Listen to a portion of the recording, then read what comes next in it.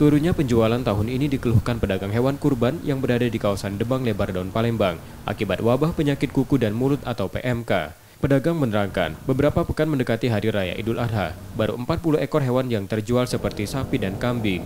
Penurunan dicatat penjual hingga 40% dari tahun-tahun sebelumnya. Hewan kurban yang dijual pedagang, khususnya sapi, berasal dari organ komering ilir yang sudah memiliki sertifikat kesehatan dari dokter hewan dan instansi terkait.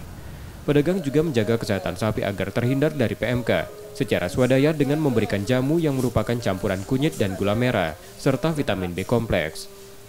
Kandang hewan kurban juga dijaga kebersihannya dengan menyemprotkan cairan disinfektan 2 kali sehari.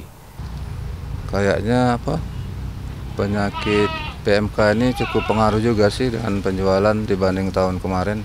Iya, ada penurunan lah dari dari tahun-tahun kemarin. Ya. Khususnya untuk hewan sapi ya Pak? Khususnya sapi ya, susu sapi. Mungkin kalau sampai sekarang tuh ada sekitar 30-40%-an penurunannya dari penjualan dari banding tahun kemarin kan. Pedagang hewan kurban menginginkan vaksin PMK dapat secepatnya diberikan untuk sapi dagangan mereka sebelum Hari Raya Idul Adha.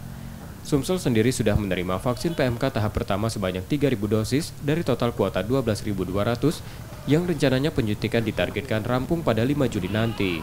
Reski Oktora, Muklas Diferensial, Kompas TV, Palembang, Sumatera Selatan.